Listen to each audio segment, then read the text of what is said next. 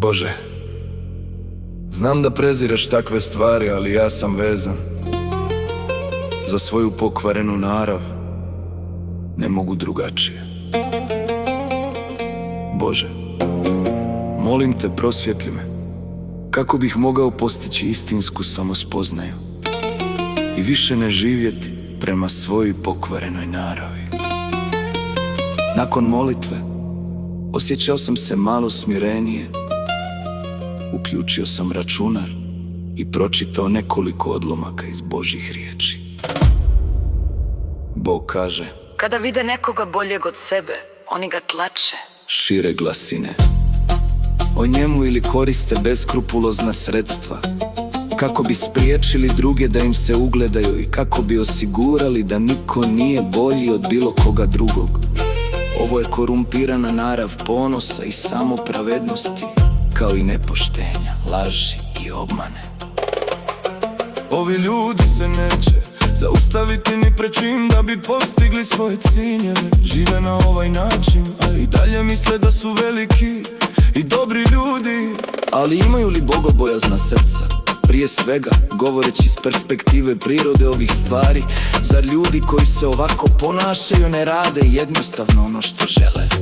Da li uzimaju u obzir interese Božje porodice? Misle samo na svoje vlastita osjećanja i žele postići samo svoje ciljeve, bez obzira na gubitak koji pretrpi rad Božje porodice. Takvi ljudi nisu samo ponosni i samo pravedni, već su i sebični i prezreni. Nemaju apsolutno nikakvog poštovanja prema Božoj namjeri. I takvi ljudi bez ikakve sumnje ne posjeduju bogobojazno srca, stoga oni rade šta god žele i djeluju namjerno, bez krivnje, bez straha, bez strepnje ili brige i bez razmatranja posljedica. To često rade i tako su se oduvijek ponašali. Koje su posljedice s kojima se takvi ljudi moraju suočiti? Biće u nevolji, zar ne? Najblaže rečeno, takvi ljudi su previše ljubomorni i imaju prejaku želju za ličnom slavom i statusom. Previše su prevaranski i lažni, oštrije rečeno. Suštinski problem je što srca takvih ljudi nisu ni najmanje pobožna.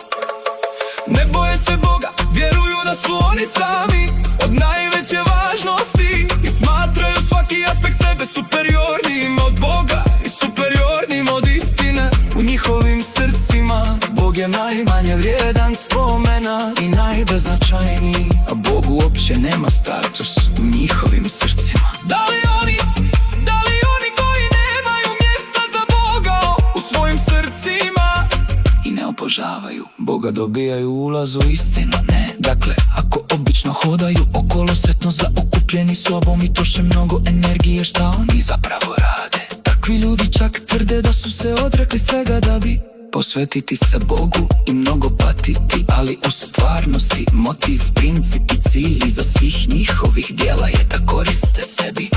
Oni samo pokušavaju zaštititi sve svoje interese. Smatrate li takvu osobu užasnom ili ne? Kakva je osoba neko ko ne obožava Boga? Zar nisu arogantni, zar nisu Sotona, koje bića ne poštuju Boga? Osim životinja, demoni, Sotona, arhanđeli i oni koji se takmiče s Bogom su među svima onima koji ne obožavaju Boga.